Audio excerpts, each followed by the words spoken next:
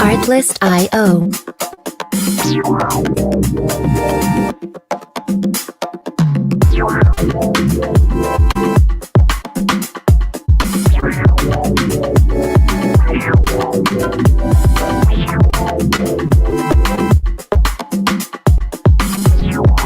Music licensing reimagined.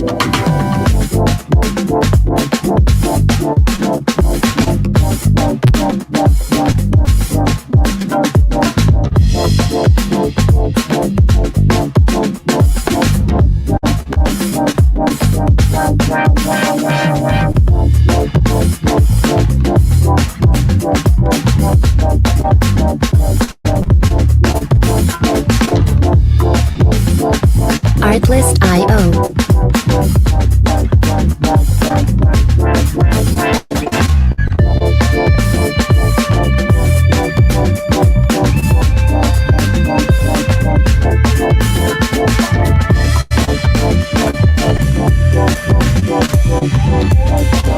Music licensing reimagined.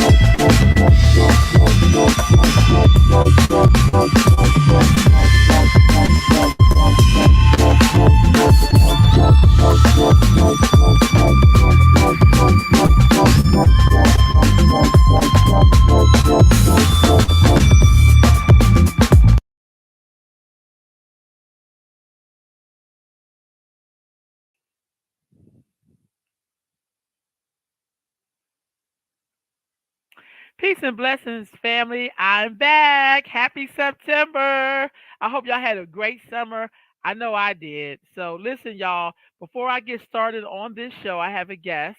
I want to tell y'all about this new, well, to me, it's new, social media platform that I think all of us should be supporting. So, if you're Black or of African descent, you need to get on this platform. It's called OBT Social. It is like Facebook. I'm trying to get everybody and their mama to get onto this platform.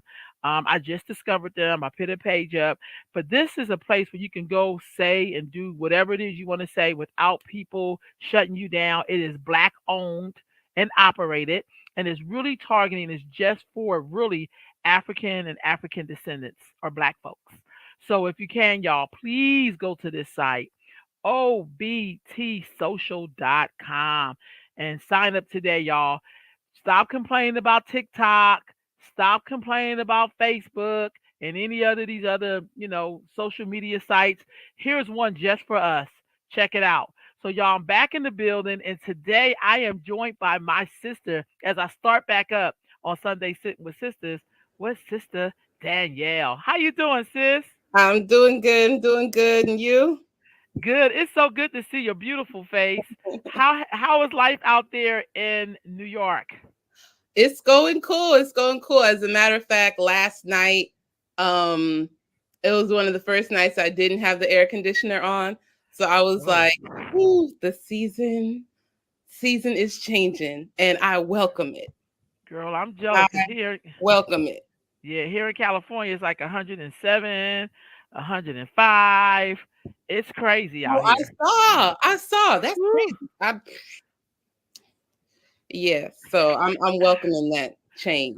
so Danielle, as we get started, let me just get a little background on you really quick. Where is your people from? Yeah, so I'm still figuring out on my father's side, but last I heard, well, that we have roots in Georgia, but I'm still figuring that side out. On my mom's side, we are from South Carolina, a small town called Utahville. Our ancestors actually are from Charleston, and yes, from Charleston and are of Geechee heritage, and then moved to Utahville, South Carolina. My great great grandfather was June Gilliard, who was formerly enslaved. And Wow. once slavery was over, he was able to purchase family land. It's next to actually the largest lake in South Carolina. I forget the name, Wow. but So it's Utahville. That's what's up. So you have some Gullah Geechee ancestry. So do I on my dad's side. So I'm very grateful. They from St. Helena, South Carolina, which is the Sea Islands. So how did your family get from South Carolina, Georgia to California? Oh, well, so um well, South Carolina. And I pull the history, I gather it from my mother. It's the one who tells me all this history. And I was able to visit family this summer and gather some more. But one of the things with South Carolina is that people move out. People move Wow. out. And so with my mother and her sisters spread out across the United States. I think my mom, she used to live in Brooklyn. She said she didn't like Brooklyn too much. Mm, I believe she lived in Boston, where she met my aunt, and my godmother. And I'm not sure if she did another city, but then she ended up in San Francisco. So my dad's family, I know that are based in Riverside, California, then Southern California, Los Angeles area. He went to Crenshaw High. Um, wow. and then eventually made his way to Oakland. And that's where my parents met. Wow. Yeah, How my did they dad, he was into he was a musician with some of my uncles.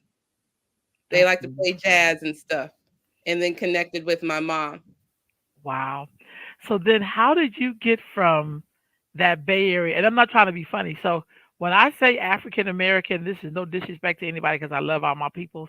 But there's this unique history that come with being an African American. That migration pattern you just shared with me, Mhm. all of that is a part of it. It's not that, you know what I'm saying? So as you're talking, I hear my own family lineage as you're talking. Mhm. So how did you get from California to go back east again? Yeah, it's so interesting because I think the anniversary popped up on my phone this summer. It was a trip that I made to New York maybe 6 7 years ago, maybe 6 7 years ago. So now when I talk about the migration of my family, mom Mhm. came out west. Two of my aunts went to New York. That New York South Carolina link is Yep. deep. A lot Yes, of it folks is. trace their roots back to South Carolina, North Carolina. Yes. And then another aunt went all the way to Alaska, right? So I have the two aunts in New York, and I love New York. So I was like, oh, I want to go visit. I want to go visit my aunts. And one of my best friends, Only Love, was there. And I was like, let me go visit Only Love. Let me go kick it and hang out with her. And then we went to Afropunk. And she took me down 125th Street. And I was like, yeah, I got to live here. I was like, this is my vibe, completely my vibe. And I love the culture. And it's changed, right? There's been gentrification, people have been pushed out. And it's like, even with that, I was just like, there's still an energy around here that drew me. And so I just made a mental note, one day I'm gonna live in New York. And I just went back to Cali and just waited until that time came.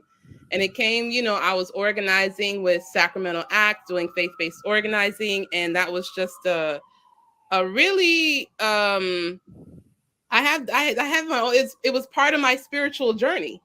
It was just part of this long spiritual journey that I had been on.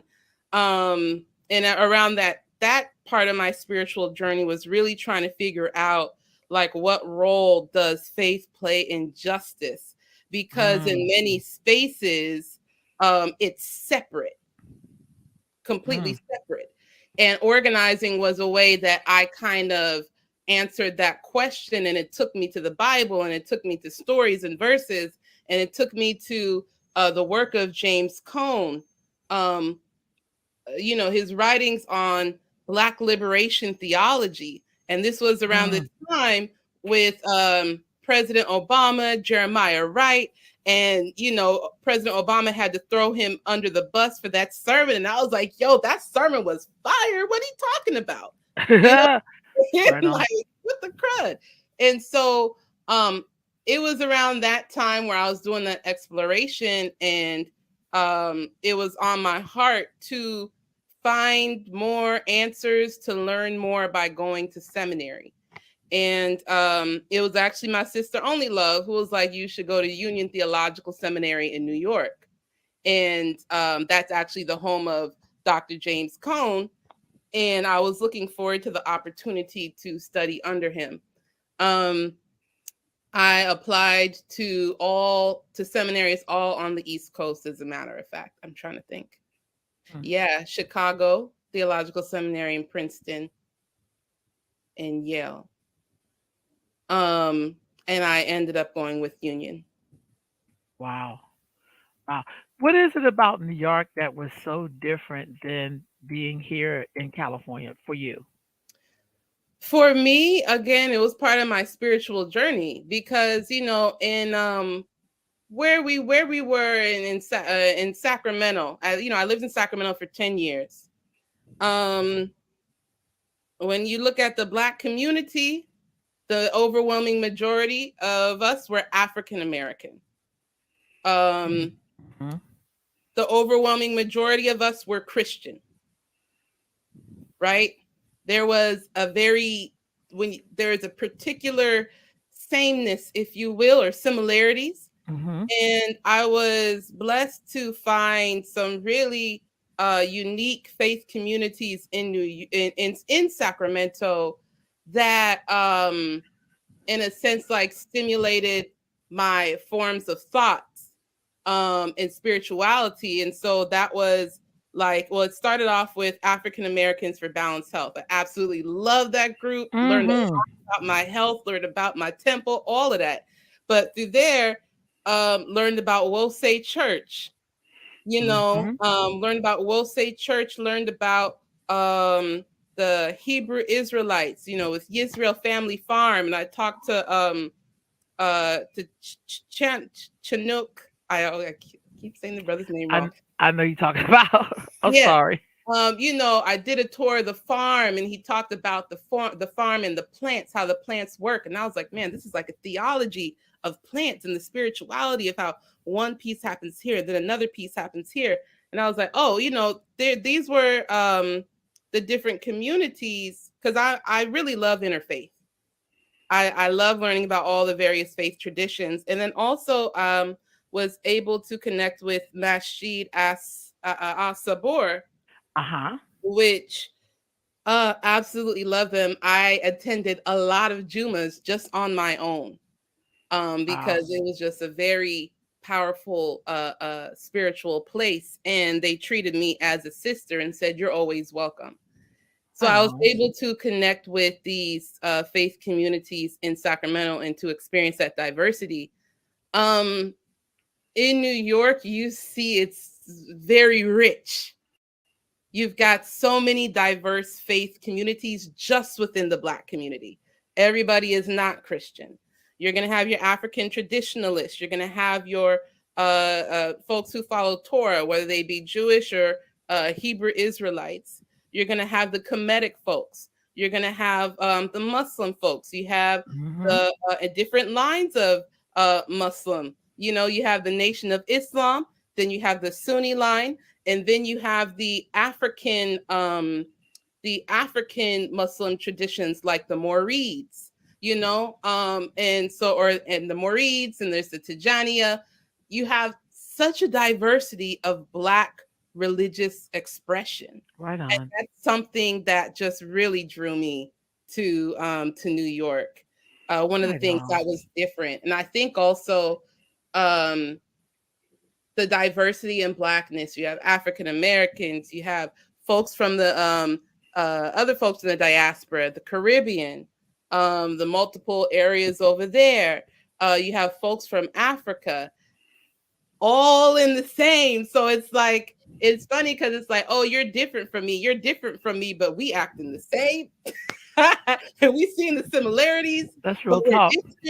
And it's like, it's just a really cool thing.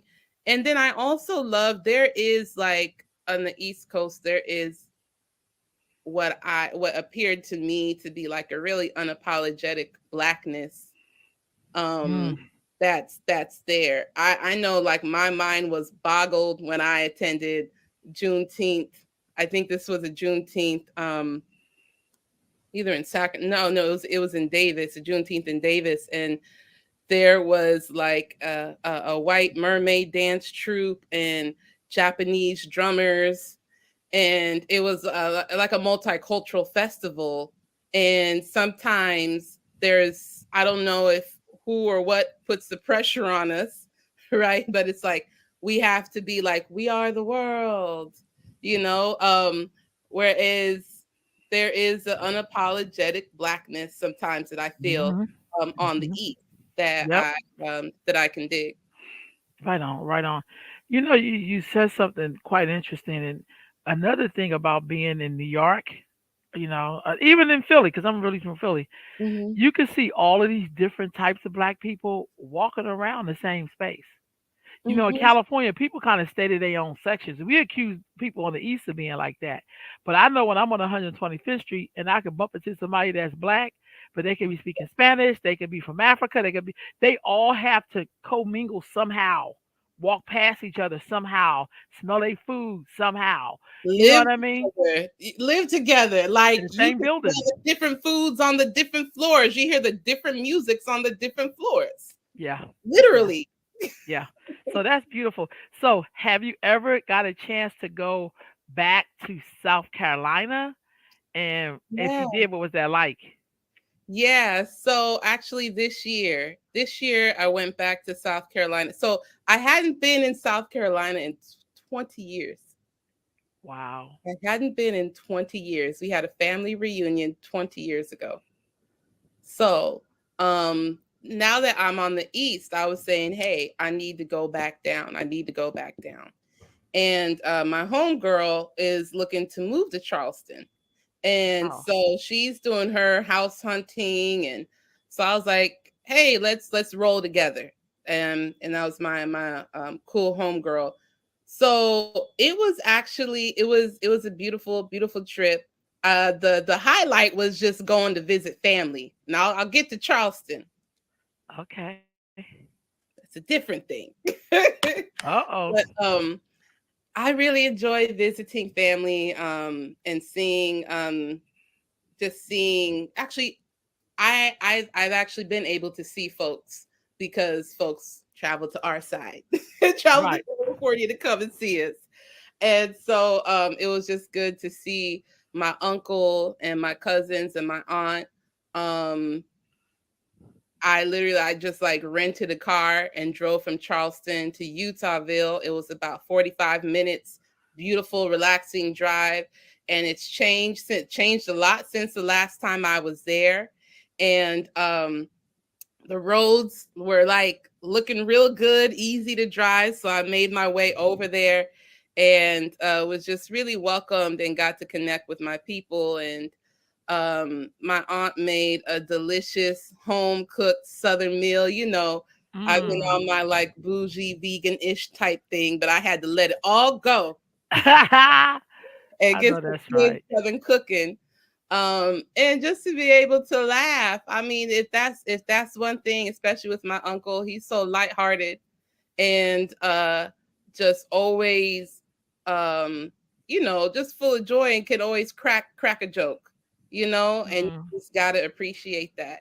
And I had the opportunity to ask relatives about my grandparents and what their personalities were, because on my mother's side, my grandparents passed before I was born, maybe Mm. like 3 years before I was born. And so it was good to be able to talk to my uncle about that and to see the personalities in my mom and then in myself.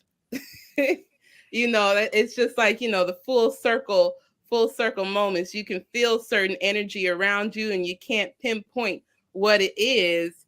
And then as he's describing the personality of my grandmother, and I'm just like, oh, snap, there it is.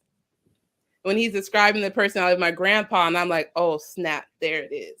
I asked my mom, and that she shares so much, so to get the perspective from my uncle was really cool. Wow, wow. So, where did you learn about the Gullah culture, the Gullah Geechee culture? Um, you know, so that was actually the one tour I was not able to fit on. I'm not sure I learned more that I didn't know of prior. Now, what I was trying to trace down is, I said to my mom, I said, so, you know, um, I said, because we're a little, Utahville's it's a little inland. I said, so how do you know that we're of Gullah Geechee descent? I said, 'cause, we're a little inland. And then she said, well, Daneille, your great grandfather started off in Charleston and came over. And then as I was talking to another historian, he was saying, he was like, look, he was like, you have a lot of movement of folks from Charleston inland, and they still hold that Gullah Geechee culture. Hmm. And he said, so don't look at it as this is the line that cuts it off and things like that. So that part was really interesting. I think one of the things that I pulled from this trip in Charleston was, let me see if I could give his, hold on one second. Okay, okay, One no of the worries. things that I really, really took away from this trip, and I'll speak for myself. And if Okay, it resonates with others, then it resonates. all right. But I think some of us from the north, myself being on the west, in the north, can sometimes look at the south a certain way. We learn about Martin Luther King and the civil rights movement, turn the other cheek. That's the message that we always hear. And there could be like caricatures of folks being passive. Hmm. And I think sometimes I've let that slide without further interrogation. Mm. And so, but one of the things that I learned was the resistance in the fight was since we landed on Plymouth Rock. And don't get it twisted, every step along the way. So, Damon Fordman, this is the author here, Damon Mm. Fordman. So I was blessed to take his tour of Charleston and of Black Wow, Charleston, wow. Black Charleston. And he took us to all the historical sites, and he broke down the history of what, first off, he started off with the first slave revolt in the 1500s. Mm. The Right first on. slave revolt in the 1500s. And then he goes on, he talks about legal fights that formerly enslaved people were entering into, fighting for liberation.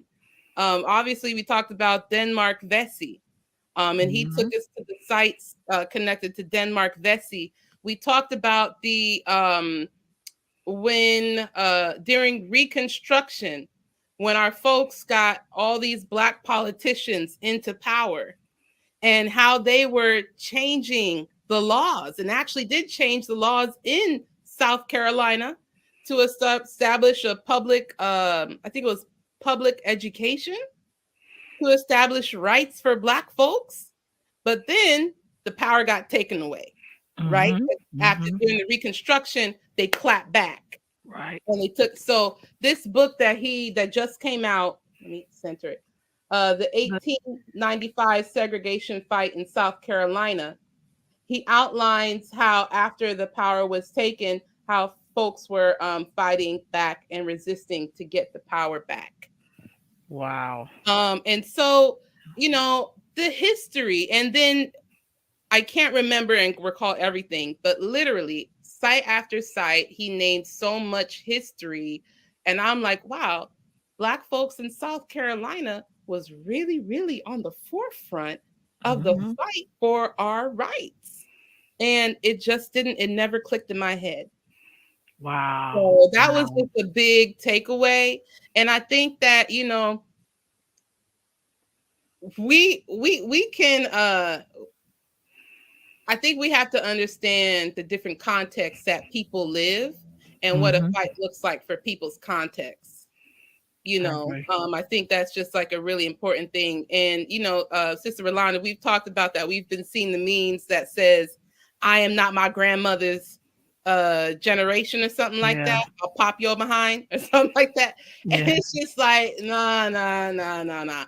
Like you have no idea of what our folks went through and what that fight looks like. And it's not taught in our schools. No. The No. stuff that he taught me, let's say the things that I already knew that he shared, I learned in junior college in a Black studies class taught by a Black professor, or my mother told me. And then the other stuff he taught, yeah, that wasn't in our schools. Yes, so true. So we got to be able to, it's important as Black folks, we have to tell our own stories. We have to pass this history down. I want to make sure our schools are doing the right thing, but we cannot depend on our schools to Not tell at all. our history and our heritage. We have to be able to do that, whether it's in our own families, or if we got to get back to Saturday schools, or if our faith communities got to incorporate that in there, because that's a part of the faith walk too. That's real talk. Danielle, I absolutely wholeheartedly agree with what you're saying. I know every time I go to places like that, I just feel so empowered. Mhm. I really do. I'm like, man, I know we the baddest thing smoking, but man, like you know what I mean? Do you think it's important for us, whether if you old or young, to go back and venture into the South I think so. to Like, learn that history of firsthand? course, I think so. Um, I view the South as, and as, excuse me if this is the incorrect analogy, I look at it as our Mecca. You I know what I'm agree. saying? Like, I am a strong believer in this notion of Sankofa. You gotta Mhm. step back and fetch it. Yeah. Go back Look and get to it. your past to see what worked and incorporate it in how you're trying to move forward. I don't believe in cut, copy, paste everything from the past, because again, you got to Mm, adjust for your context. right on. But when I learn about our history, that's exactly how I felt. I felt empowered. Right on. Right I on. felt empowered, and I think it's very, very important to for us to go and visit. One, it helps the economies of our folks down there. Go down and visit. Further support Black business. Wow. Go down and visit. Right Two, on. learn about our history, our heritage, and then our roots. It's a very grounding, it's very centering for me.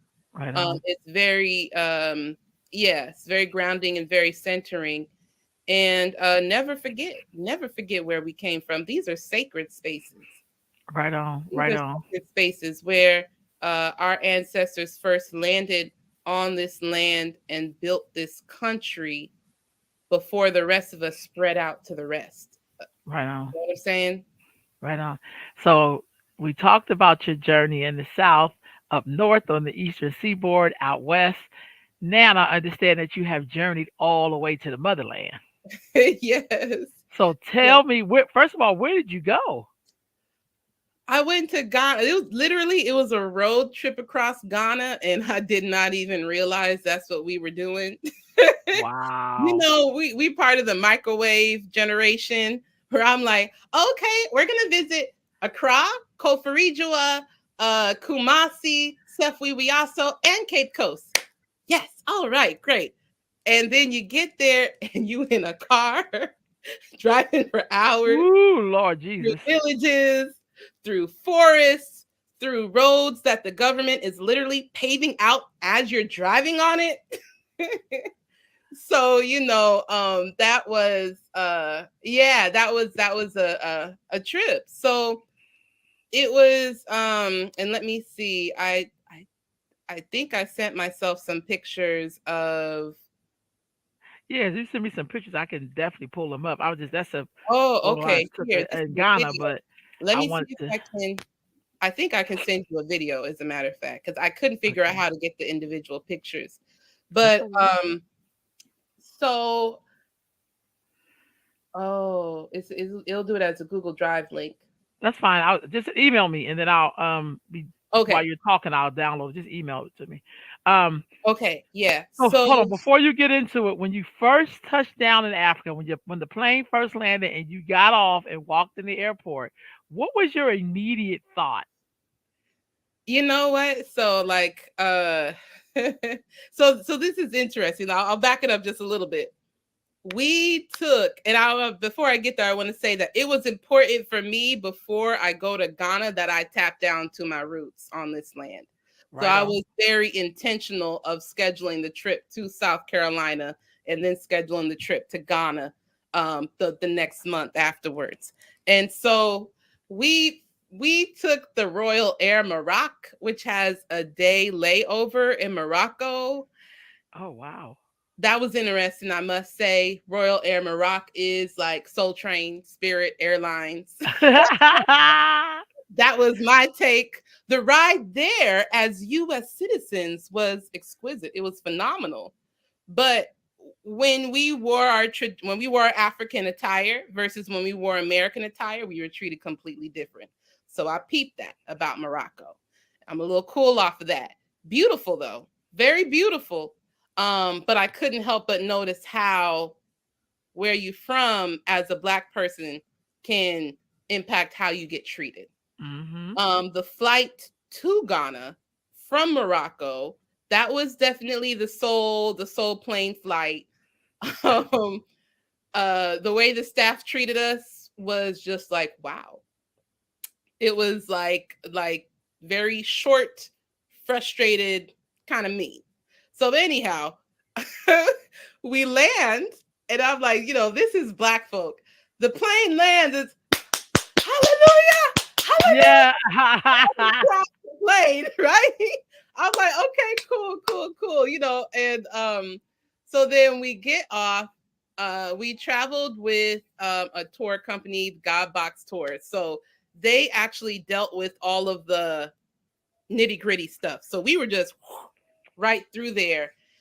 I don't really have like a feeling.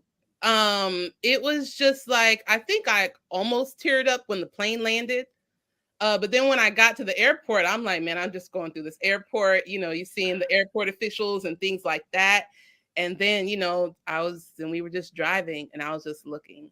I was just looking at everything and to just me, taking it to me, the in. air felt different. To me, the air, like the Let air, let me didn't tell you feel something. like it felt different. No, it's different. It's definitely. I listen. I got a glow. I don't know what happened. Me too. My skin cleared up within days. It cleared. I don't know what that was about, but my skin cleared up within days of being in the motherland. I was just taking it in. I was just looking and looking and looking and taking it in, and then seeing the red dirt that remind me of the red dirt in Utahville, South Carolina. You know, and so it's sometimes experiences don't hit me until later on. So I'm still in that mode of just still taking all of that in. Oh, yeah, yeah. So what did you do in Ghana? Yeah, so what did I do? I traveled with my best friend Only Love.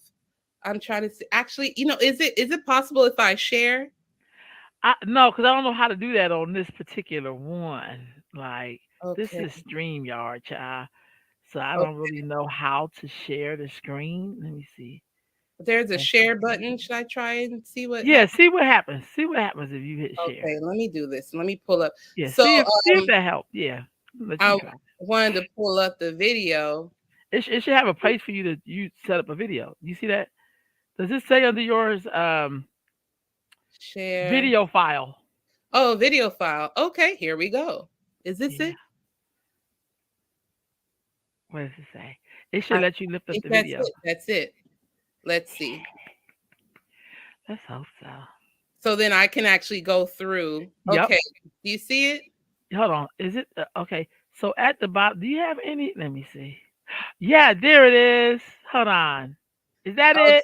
Okay. And then I can pause it. Okay. Okay. So Yep. this is So is actually that the this. beginning? Let me. How do I rewind it? Is there a link at the bottom? Oh, you know what?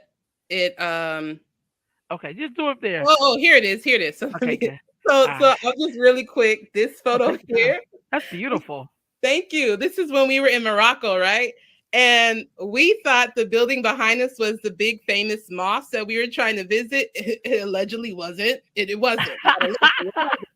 So we're over here taking photos, and people are looking at us like, "What the hell is wrong with these girls?" Like people were looking at us weird, and I'm like, total tourist moment." We did finally make our way to the mosque. Here Oh we are in the wow. this is our photo when we first got to Ghana. Oh We're like, wow. okay, we got to take the photo. As you can see, my makeup is all off. Like I was It's sweating. beautiful though. It was a tough flight, but we made it and we got through. So then let's see. Oh, me Got getting your my hair. hair braided. Get your hair did. You know what it looks like. I had to get my hair braided coming to the motherland. That's right. Like That's that right. for me is ritual. It's a must, And wasn't right? it amazing how much it cost? Whew, I think I I was was shocked. like, mine was like 42. Yeah, that's good. That ain't I'm nothing. like, shoot, yeah. And so that's the final. So let me y'all see the final. See my hair all out. Oh And wow. so so that was a trip, just trying to find the hair salon. You could just go to your hotel person and be like, "Do you know a salon?" And then they'll tell you. But we knew some folks on the ground, and some sisters connected us to the salon. Right on. And so one of the first places that after, so we had a day of pampering. After our day of pampering, I went to the this is this is the fort in Jamestown. I went to Jamestown Okay. across. That is where the Ga people reside. And Yeah, the Ga I'm part people, guy. oh, okay, yes, yes. Mm-hmm. And the Ga people, um, oh yeah, they're an ethnic group in Ghana. And so what's interesting about the Jamestown fort is, in a sense, it was kind of like a slave castle. This is a spot where the slave trade was indeed taking place. And let me see if I go back here. Okay. So the previous thing that we just saw was the okay, so this site right here was where folks were being sold, where Mm-hmm. Africans were being sold here on this plot. That's where they Wow. dressed folks up. And this was actually very similar to when I visited the slave mart in Charleston. They talked about how they would dress enslaved people up to make them look as presentable to the buyer. Uh, Mm. and that happened here as well. And so now, mind you, that day that I went was also the Homowo Festival. The Homowo Festival is it's a festival of the Ga people, and and I'm probably not explaining this the best way, All but right. it's like a harvest festival, giving thanks for the bounty of the year and blessings and things like that. And so as Nee, who was our tour guide, as he walked us through the fort, he saw food all on the ground. And he said, before the festival starts for the Ga people of Jamestown, the first site that they go to is the fort. And the food is for the ancestors. They have Mm. rituals to honor those who were sold in the slave trade before Wow. they proceed for the remainder of the festival. Wow. And that was, I didn't expect that. and that was powerful. And so then this is the door of no return. When folks walk out, they then walk into a tunnel that takes them out to the edge of the seaboard where they get on the boat. This is the tunnel. Now, this is very, very interesting, and maybe the next clip will show it. Okay. Oh, yeah. So, this was right across the street. This building's right across the street from the fort. It was also involved in the slave trade. And then it turned into you'll see a post office. And then it looks like it's like a little Bible society. So one of the themes that came up at the slave castles in Ghana was we visited the slave castle at Cape Coast, and that is the castle where the Methodist Church started. The other slave castle in Cape Coast is where the Presbyterian Church of Ghana started. So we'll get into that a little later on because that popped up. So this is the palace of the Ga king. This is across the street from the fort. And so that is very interesting history there. One of the things that they talked about is the attempt at secrecy around the trade. This was a common theme that I heard both in Charleston and in Ghana, that these sites, both in Charleston where the slave mart was, and then at the slave castles, at one point, the dealings were happening outside, which unsettled people. And so it was moved inside and hidden away from others. I heard that in Charleston. I heard that in Ghana. It was the attempt to hide from the people living in the area what really was going on. Now, one of the things that we do know is that you do have leaders who were involved in the trade, African leaders who were involved in the trade. You have folks who were also stolen. You also have folks who were tricked. What we heard in Cape Coast was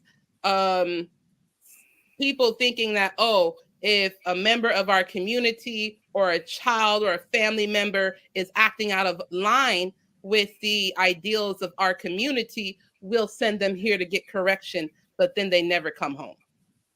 So that was one of the things that popped up.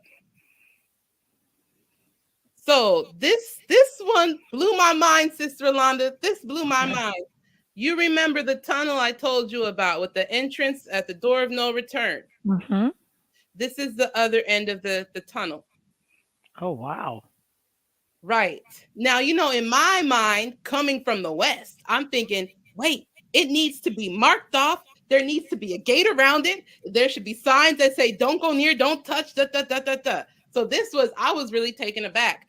He walked us to the back of the fort, and there was a building where it was like a sports gym, and famous Ghanaian boxers came out that sports gym, and these young folks were playing basketball.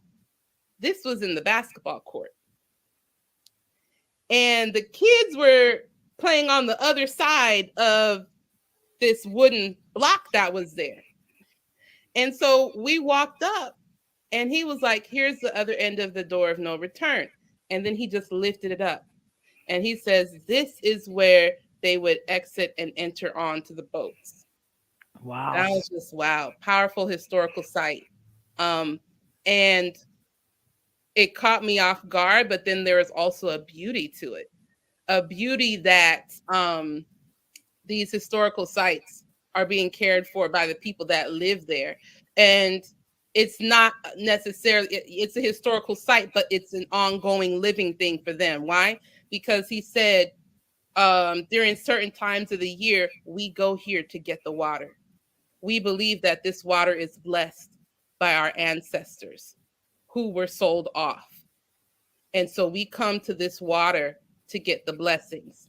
And so to see that, again, it's a historical site, but it's also a living site.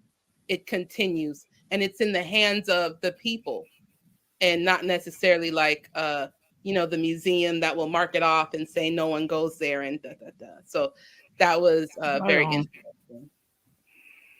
Right Um, on. okay, this is another part, and let me try not to say too much, because at the end of the day, if you can go, No, no. you Share can with us. go to Ghana. You got to see it for yourself, or just go to any West African country that is where we come from. Go to the motherland. So this is the other sad part. Talking to our tourist guide, Nee, is the area right outside of the fort was sold to China. And so the area where we saw the fisher folks, and in selling that land to China, thousands of God people were displaced, including me, Wow. as tour guide. And so, some of the, what became clear is that as Ghana is lifting itself up, we look to Ghana as the example, in the Pan-African sphere of countries trying to reconnect, trying to grow and expand their economy. It's injustices like these that also need to be looked at. And hopefully the folks on the ground there can be successful in being heard, so that things like this don't happen so easily. What is China aid? What is that? I have no idea. It's probably a company, but the thing is, it's literally like as we were walking out of the fort, I ran into that, and I'm like, yeah, that's a little too close. A little too Wow. close for what would be a sacred site for us. Let me just say this. I agree with you wholeheartedly, but I also think one of the things I learned when I visited a lot of dungeons, for some of the Africans, they don't have no attachment to that building. Mm, So it would be easy for people to be empowered. You ever have a relative and you hold something sacred? It was like the piano lesson. That's the best example I can give. When the daughter was like, "We're not gonna ever sell this piano because our ancestors' blood is on this," and then the brother was like, "No, I'm getting some money for this. I'm gonna sell this because it had like the carvings and stuff on it." mhm, Sometimes that's how I feel when I'm in Africa. Like some spaces I may hold to be sacred, and even the mhm, tour guide, even though he's an African, he think his ancestors, but some of them be like, "We don't even know these people. mhm. Like this is just I'm about to build something right here." And I think that's one of the things, if we ever get the opportunity as a people, like a worldwide people, I think we got to discuss those things. I think we do, and it's the element of empathy, Yeah, right? I Um, agree. what I took from the God people though was that wasn't necessarily their case, but let's just say if it's another group that's not a part of them, they're like, what do we care? That's not us. It's not impacting us. We see that with our politics and how we deal with each other. Mhm. And that's definitely something we got to talk about if we're talking about any kind of unity. What does it look like to be empathetic for a group that's facing an injustice if you're not impacted or you don't think you Right. are impacted? Right. That's a really good point. Yeah. So right on. Yeah. What else you got up in here? Oh, I had to take a picture. Okay. What's So, one this? of the things, this is ice cream. Oh yeah, you drink it out the packet. Yeah. Oh yeah, yes. This is ice cream with like a Kwame Nkrumah on it. So listen. So one of the things is, I'm all about images and seeing us. It makes a difference. I grew up in a home where my mama bought me the Hart family. You remember the Hart family? Uh I huh. didn't have no white dolls growing up.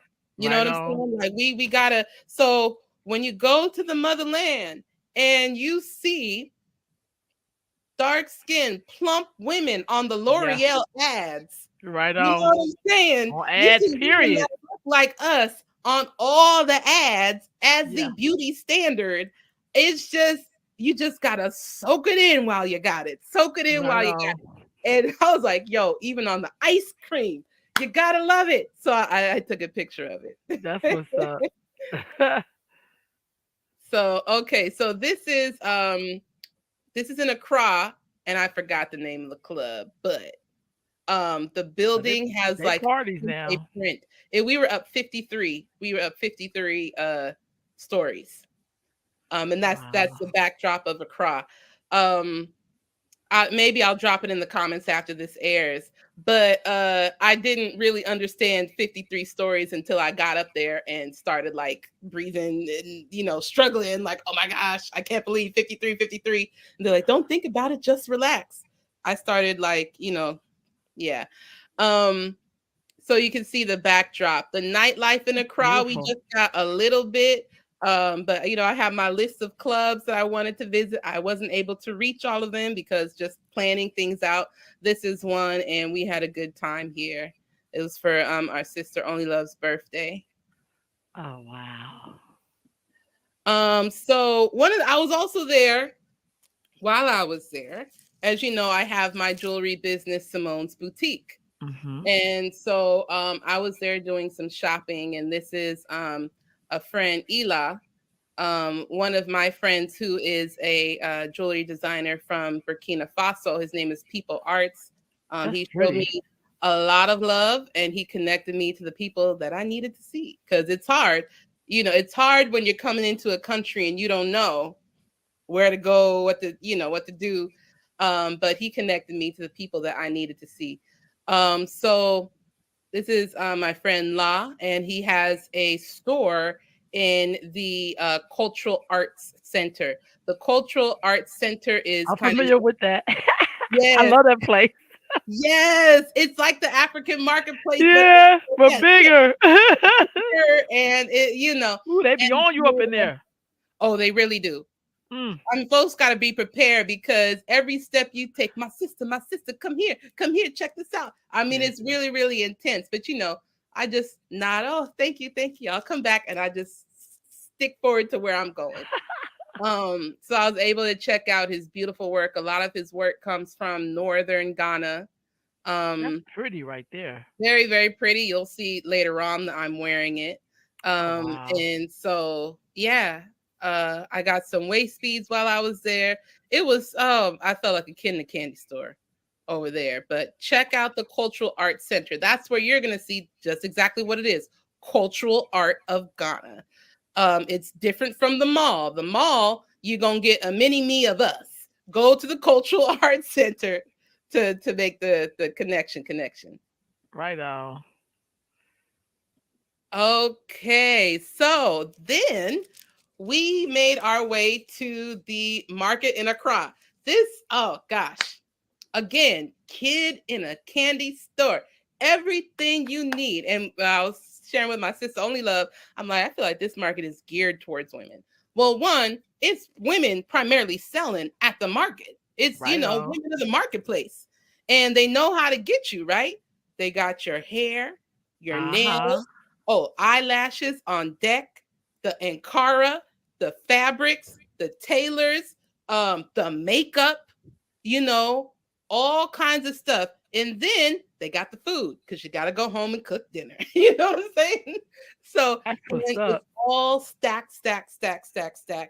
And it's like a maze making your way through it, but folks just make their way through. That's the other thing. Even driving around in Accra, it was like anarchy. I was like, oh my gosh, it's been 4 days. I've only seen one stoplight system. Oh But yeah. But you they know get what I'm around. saying? But hey, they be moving. They know how to navigate it. They like, what we need it for? We got it. Now, it's probably not that simple. Our driver did say there are quite a few accidents, but it was just interesting to see the traffic and the traffic of people walking getting to where they need to go. Now, as a tourist, as an outsider, I'm like, whoo, wow, it was a lot. But we made our way through. We connected with some young sisters that Only Love knew, and they helped us get through. And I'd say if you go to the continent, try to connect with people that you know, whether it's friends, family, or a friend of a friend. Connect with folks who can help to guide you to get you to where you need to go. That's what we did, and we were able to get a lot of stuff done. So Right here on.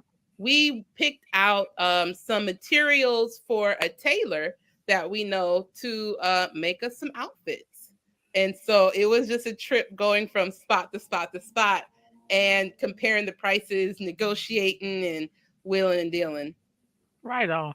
So, did you see the ad with the brother with the big ring, and it come out like this? Yes. That's the pastor. It was for a church. Yeah.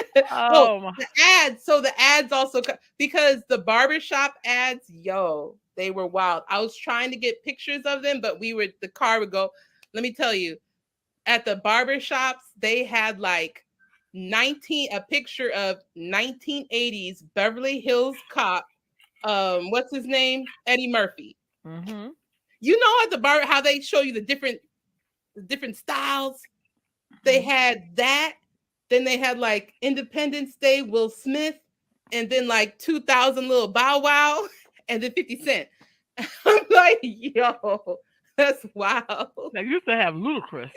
Yeah. Oh, Ludacris was on a lot. Ludacris was on a lot. I was like, yo, this is wild. Like, okay. I love it though. I love it. And you see the influence. Mhm.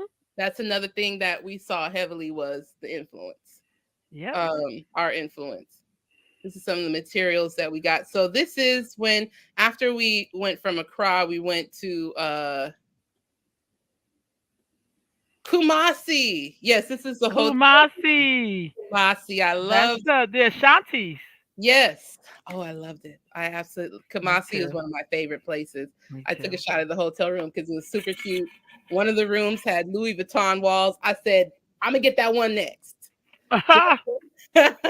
The Louis Vuitton walls. Gotta love us. um, so this was in the area where we get our breakfast every morning. Um, mm. and so as you can see, I'm wearing the red necklace.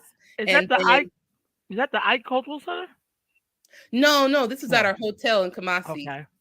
And that That's pretty. is the Adinkra symbols. I use a lot of the Adinkra symbols in my jewelry. And these are symbols that have various meanings. Um, I think they're of Akan origin, and then the Ashanti just really adopted it. Right. And so traditionally, these symbols were put on cloth. And then, now it's put on jewelry like Mm. this right here. Oh, there we are. This right Wow. here. This one is the ram's horn. It represents someone who is strong, but also humble at the same time. Wow. And so I took a shot next to this one. I really don't want to pronounce it incorrectly, but it's like a little crocodile turtle type reptile. Mhm. And you see the arms are out. It represents adaptability. And Right so on. this one just really stuck to me, just as a life value for me is being able to adapt to where I'm at. And so I think I took a picture of a few others. That's Yeah, Gaye. man. Mhm. And so this was outside the palace, the Wow. Yeah. Ashanti Palace. After this, we proceeded to walk through those gates where we were shut down and told to walk the other way. I mean, them brothers, like, oh snap, okay, we get it. We in the wrong spot. Not playing with it. So now the Palace Museum was under construction, so we were just able to see they had a room where they moved some of the exhibits, and the tour guide like walked us through, so we were able to see that. Um, this is a museum that was closed. This is a bell that was put up in honor of Kofi Annan. Mhm. And you'll see the World Peace Bell erected in honor of our friend and colleague Kofi Annan. Mm. And that's right outside the Palace Museum. So what I love the spirit of the Asante people. Um, how proud they are of their heritage, and it just really spoke to me. So we walked across a store that basically provided a lot of spiritual um a lot of spiritual items. This cloak is like memorabilia, or if you will, of a cloak that is in the palace that has been worn during wars and that has Mm. never been washed. Wow. Um, and they have this cloak um because in battle it has shown to protect and to provide blessings. And so it is in the palace. It hasn't been washed, and they will pull it out, and the king will wear it for particular ceremonies and then put it back. We also learned about the golden stool that came down from heaven. Mm-hmm. Many, many, many, many years ago, the stool came down from heaven, and how when the British colonized Ghana, they recognized the power of the stool, and they wanted it, and they were trying to get it and do everything they could to get it. So the Asante made a little fake stool and sent it to him to keep him happy for a while. But Mm-hmm. that golden stool that came from heaven is still in the palace today. Wow. Um, and these are other stools that are used in various ceremonies. We were told that uh, women have a particular stool. Um, and this kind of stool is for men. And again, you see the Adinkra symbols that are all over them. Mm-hmm. And just Mm-hmm. the decor looks really beautiful. And that red and black color. The red and black, yes, that was big with the Ga people as well. Actually, and during the Homowo, during Homowo, I saw some brothers that had on that cloak, that top with the different spiritual ornaments on it. Um, and then the red and black was also we observed was a color worn at funerals as well. So then this site was the Sword Museum site, and it's in the middle of a hospital. Mm-hmm. So that was In just, there. and the story behind that is, and once again, I just want to encourage folks to please, if you have the opportunity, go to Ghana and visit these sites and learn for yourself, because my brain can only retain so much, and I may not I'm probably not telling the full story or sharing the full dynamism that's here, just because my brain can only do so much. If you have the opportunity, please go visit. So this is the sword site. Now, the story with the sword site was, you have the various, we talk about the Sister Rolanda, how we have our different groups, right? Mm-hmm. How we have our different groups, and we're like, this is our island. We're not concerned with you. We don't got nothing to do with you or your struggle or this and this and that. Well, with the Asante people recognized, and it's been a part of their culture from what I'm seeing, is they recognize the value in bringing folks together and Mm. collaborating. And so that's where this story comes in. And it's very heavily spiritually connected. Where this sword was put in a stone to represent unity amongst the various groups that make up the Asante people. Um, and it was put in this stone.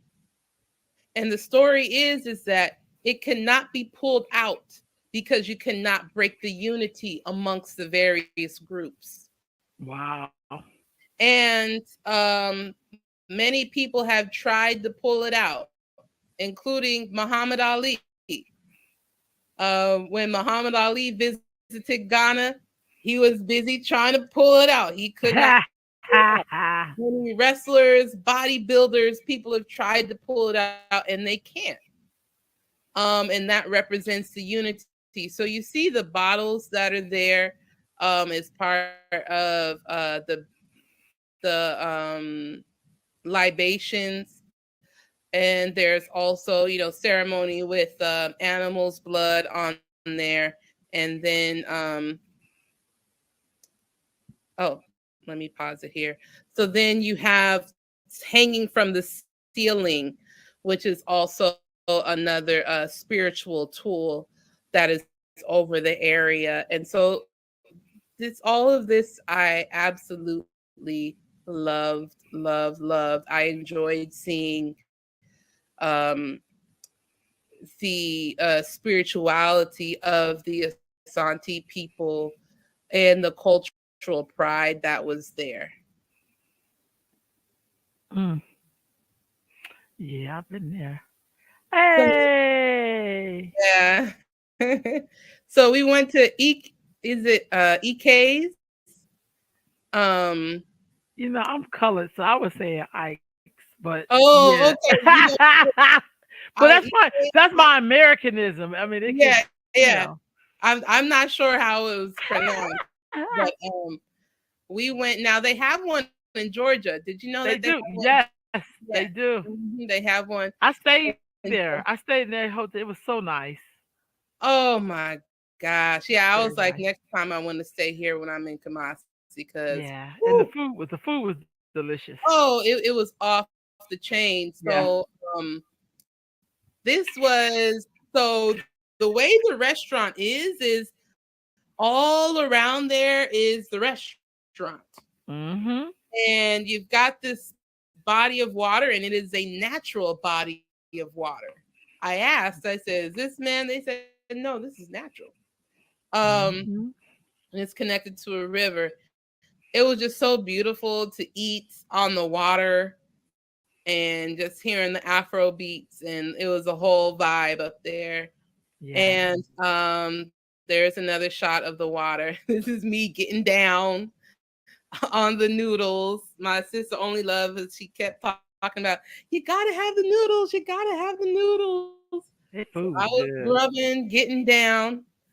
Um, and then so I took a photo. This door behind me is actually a door to where the Asante uh, king, priests, and the president of Ghana eat. Only they are allowed to eat there. And so we're Wow. here taking photos, and our waiter was like, "Oh, you know what that's for?" And we're like, "Nah." And then she told us, we're like, "What?" And it was like, "Can we see it?" I said, can we just see it?" She said, "Yeah, you can walk in." I was like, "What?" So then we walked in, we took pictures. Oh wow. Yeah, then sat in the chair. I had to sit in the chair. I had to just soak in that energy before I moved on. So it was a blessing that she allowed us into that space. So the next place that we went to was the Kumasi market. And I was meeting a friend in there, brother Ibrahim, who is a beads. He deals with beads. This runs in his family. Um, One of the things is it's a really small world when you come to bead dealers. I call them my pushers because I have a bead addiction. I do. I'm working on it. I really am. Paying rent is more important than beads, Danielle. Paying rent is more important than beads. No, but so the folks that I work with in New York, the African bead vendors that I work with in New York, also know the folks that I visited in Ghana. It's just such a connection. So went there, did some bead shopping. This is his Wow. shop. Yeah, it's just all laid out there.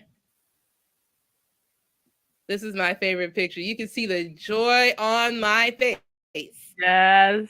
Looking for these cone beads are very difficult to find in the States. Very difficult. And I got my hands on them. I was happy as all get out. And more Wow. beads. Oh, so then after that, we Oh, I skipped pictures. I skipped pictures. So Sefwi Wiaso, my friend Only Love went to Sefwi Wiaso. She is an apostle. She's of the Hebrew Israelite tradition. And so uh I'm sorry, I was trying to think of the other term. She does have another term, but my brain is full right now. But she works with the Jewish communities in Sefwi Wiaso. So she was on a ministry trip there, and then I got sick. So I was like, "Girl, you do." I'm just sitting up here in the hotel, and that was it was up in the mountains. Absolutely beautiful, absolutely breathtaking. Oh my gosh, I can't imagine just living in that beautifulness. And then after that, we took our ride to Cape Coast, and that was probably the most intense ride. It was 5 hours, but as I said, the government was paving out the road as we drove on it in some of the areas. That was intense. We did not see cars going one way, and we did not see cars going the other way. It was straight up forest. So I'm like, whoo, ancestors see us through, because if the tire pops, it's a wrap. And it was a bunch of rocks on the ground, but we made it. We made it. So this is at Cape Coast. We were at a beautiful beach resort that was on the Atlantic Ocean. Like literally the Atlantic Ocean was feet away from where we were. Wow. And this is our first day, and we get up and we're going to go get breakfast. And they know that, oh, African Americans are here. And there was half of us were African American, half were Caribbean. They know the diaspora people were here. So the hotel person was like, "We called in some fun for you guys today." And I'm like, "Huh?" And I walk up, and sure enough, a dance troupe came. They came with their drums, and they're like, "Y'all, let's get ready to drum." And so they were teaching us how to drum. We were dancing. We were having like an awesome time together. That's my sis Only Love back there. Oh, Getting tutorials on drumming. right This on. was a Jamaican sister, or what's she was Jamaican. She was from the Caribbean, and she's like, "I have a question. When the orchestra plays, how does the drums know which note to hit?" Just cracking up, having a good time. Right And on. that's me. Uh-oh. So it was interesting because he was teaching me the drum beats, and then he said, "This drum beat is the hip hop y'all like." So then he did it, and I said, "Oh, that is hip hop." I said, "Let me teach you one too." So I did the clips grinding. I did that beat. Sharing beats back and forth. It uh, was just like a really cool exchange moment. that's beautiful. Oh yeah. Okay, so then I had the opportunity to meet with and this was my sister Only Love, and one of her elders. It was Rabbi Cohen Alvi, who was African American. Um, he moved to Ghana over 20 years ago, and he's a leader in the Pan-African movement.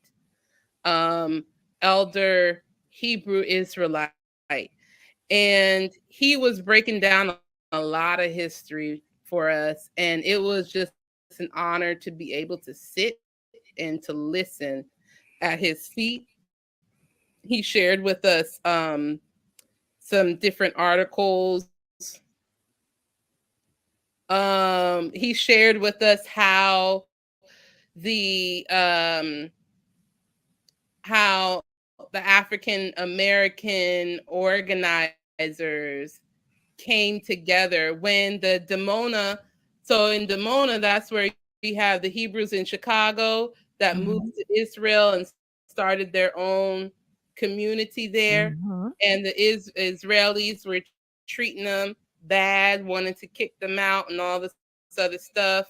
Um, he was part of a group of African Americans who got activists together and also got the Congressional Black Caucus in line to say, Israel, stop treating our folks like that.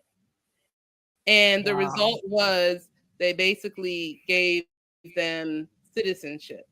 I mean, it's more detailed than that, but I'm just giving you I get again that. the power of when we talk about that untapped power, Sister Rolanda, when we get together, combine, and we say, hey, nah, this what needs to happen. That's not happening, right? You know what I'm saying? So it's good to hear that history, for him to share that history, to know that this is what we can do and should be doing. Right on. And so here's a picture of him. We were in his restaurant. Um, oh, I'm sorry. So much information. I'm going blank. I will drop it in the comments. Him and his wife own a restaurant. So their menu is half soul food, half African food. Oh, that's what's up. Yes, and his ministry is like right across. So from there, we oh, and I'll circle back really quick. At the resort, we also met an African American sister who was being crowned as a queen mother in Cape Coast. And so we Wow. met her at the resort and danced with her in the morning. As we were walking out from that meeting, she was coming to meet with Rabbi Alvi, and we were like, oh wow, small world. But she was getting there to get some wisdom. The other thing about Rabbi Alvi that him and I talked extensively about is he talked about the importance of honoring African traditions and honoring African traditional religion. And he talked about some of the ignorance that happens when folks of Abrahamic faith traditions want to call African traditions evil, want to say it's demonic. And so we spent a really great deal talking about that as a rabbi himself, um, as someone from an Abrahamic tradition that's saying, no, these are our traditions. There's nothing satanic or demonic about pouring libations. And it was just really cool to hear him say that and to hear how he deals with folks in his tradition who perpetuate some of those negative sentiments around African traditional religion. Right Um, on. so this is at the Cape Coast slave castle. Mm-hmm. I didn't take as many pictures because you get to a point it's just nah. Mm-mm. What was the most interesting thing about being in that dungeon? I don't call them castles. I just say they fucking dungeons. That's from my perspective. But what was the most interesting thing about that? Yeah. I'll listen.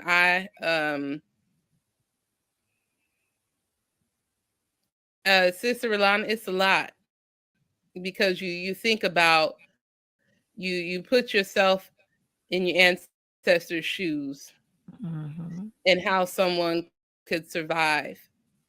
The stories of who lived on the, as you say, dungeons, who operated it. Again, the common theme was, and this actually the conversation with Rabbi Alvi was so pertinent because it literally happened 2 hours later after I had this discussion with him.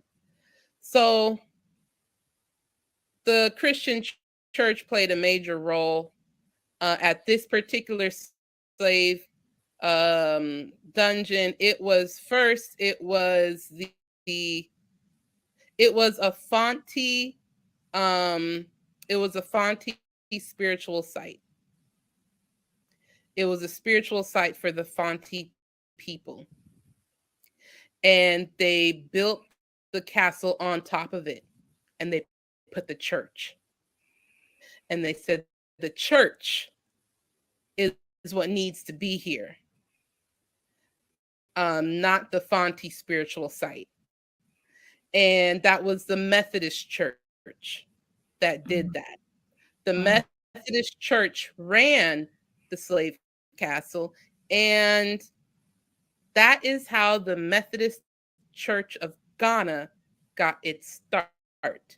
Right next to the castle is a big Methodist church, but also on the site of the castle, right above this male slave dungeon, is a Methodist church, where they had worship services.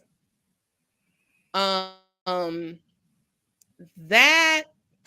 did not sit well with a lot of people that took our tour. First, when we went on this tour, we requested blacks only, please.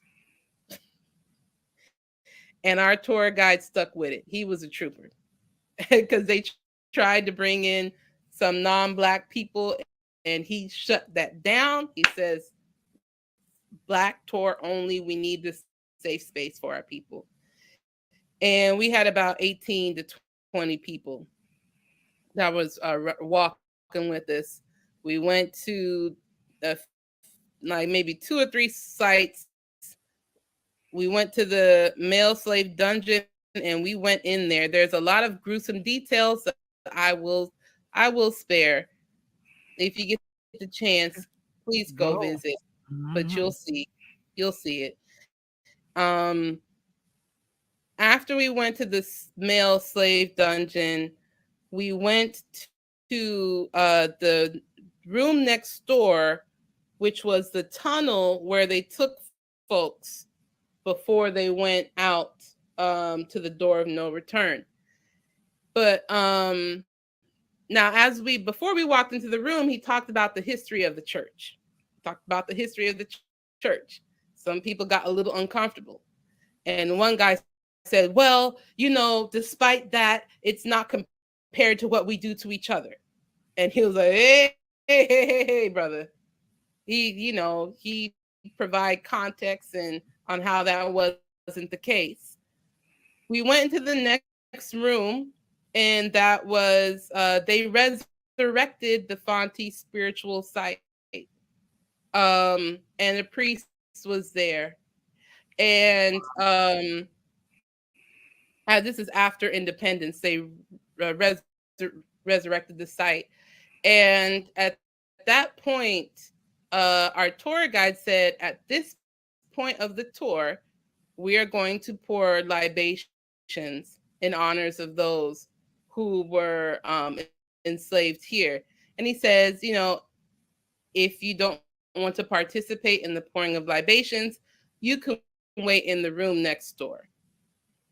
At that point, we went from 18 to 4 people. The entire room just walked out. And not just walk out, but some people were disgusted. And I was just like, whew. I was like, that's a lot to process. I'm not paying them no mind at this point, because I got to focus on why I'm here. And then we process that afterwards. But it was just really like, oh, wow. And so the priest poured libations. He also prayed blessings over those of us who remained, and put a chalk on us to represent the blessings. And then we went to the other room to grab the other people, and they were gone. Only 2 came back. And we had the rest of the tour with the 6 of us. And so that was like, oh, okay. And that's exactly what Rabbi Alvey was talking about. So, okay. Actually, yep, that's the shrine. this is shrine. This is a shrine. Mm-hmm. And you see those of us who are remaining. Mm-hmm. Because everyone else walked out. You know, I do feel like we all know that religion can be used as a form of enliftment and empowerment, or it can be used as tools of enslavement, or to do bad to people. I think sometimes people don't want to look at that because that would mean you would have to be a little balanced to even get that. Even if something happened in the name of your religion, Right. be the one to show that you didn't condone that. Like that was wrong. Mm-hmm. You see what I'm Mm-hmm. saying? And it takes nothing away from you, but I feel like Mm-hmm. we have been we have bought into concepts that we know is crazy. But you know what I mean? Like that this don't make no sense. Something happened here that was horrific. Yeah. And so Yeah. you going through this, that's a part of the journey to making this thing right. Right. Right. Yes, Sister Rolanda. I mean, that's it. It was just a very disappointing, But you know very what? disappointing. That's like when we see not all, but some churches, people get dressed up and go to church, and then there'd be a homeless person. They'd be disgusted by seeing a homeless person. It's like, Mm-hmm. dude, Mm-hmm. aren't you going to church? You know what I'm saying? Like, Right. Right. damn, you can't smile over at your homeless, person and be like, good morning and walk into church. How you got the nerve to be disgusted? Right. It's the humanity. You Crazy. have the religion, but somehow that negates humanity. Yeah. You You have wear it like it's a doctrine, coat. but you don't have humanity. And I agree. in talking with my sister, I said, it's one thing if people say they not they want to step out the room. Okay, whatever. Yeah. I But just you think don't it's leave the wrong. tour. But to absolutely leave. Yeah. Yeah. And and the marker of a protest because they're over here trying to force something that's not Jesus down our throats. I mean, people be having that energy, and it's like ain't nobody even checking for that. Like folks just living their lives. You know what I'm saying? That's really Um, sad. That's really sad, so though.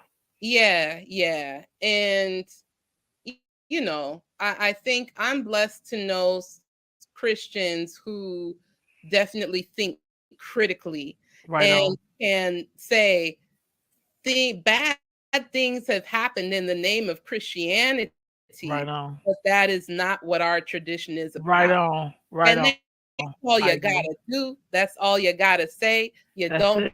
have to run and defend it and say, well, But others were worse and others did that. yeah. But I also find people who do that have a lot of stuff that they haven't really addressed in their own. They're not really in the religion because they're trying to better themselves. They're in there because they're in a lot of trouble. They don't want to face themselves. So that's why Mm-hmm. they be Mm-hmm. sometimes so judgmental. And you be like, Yeah, really? yeah. Don't it say that he without sin cast the first stone and you up here throwing boulders? Like Mm-hmm. seriously. You know? I don't know. That's just me. Yeah, spirituality really requires you to go in and do that work so That's that you right. don't behave you like that. But it's easier to become religious Yeah. and go through and stick to uh you know, like certain either teachings or habits Mhm. that allow you to not really deal with the root issue. Right on. Right And on. there are people from those religions that are also spiritual. That's how it's supposed to be. Right But on. in this capitalistic world That's where right. it has become a tool to oppress, That's right. that's a reality. And folks, we got to be 100 about it. What was also interesting driving around in Ghana was the number of churches. Oh, Just like here, you see don't the get me churches started. everywhere. And I saw quite a few mosques too, Oh uh, yeah. primarily the churches, and then the in Cape Coast to see how fat the church compound was in Yeah. comparison to the rest of the neighborhood. Yeah. Yeah. That was another thing that kind of took me back, and I saw that a few times, just within the places where we drove. I'm not saying it's like that across. I'm just saying where the places that we drove. So I Right think on. that's something Right. something for folks to digest. Well, sis, we got 5 more minutes Hmm. to wrap up this interview. Yes, But yes. man, I'm really. I think this is I love hearing people's journeys, and I also feel like we're very blessed to have journeyed back to that continent. I think Hmm. sometimes when I hear people saying ignorant stuff like "we not African," and I just be looking like, dude, speak for yourself. Now maybe you don't know your ancestry, but I know mine. Yeah, yeah, You know what I mean? And so yeah, you can yeah, say you not African, but you definitely don't get to put a we on there. You yeah, can't yeah. never speak for me, honey, because there's something Mhm. about touching that soil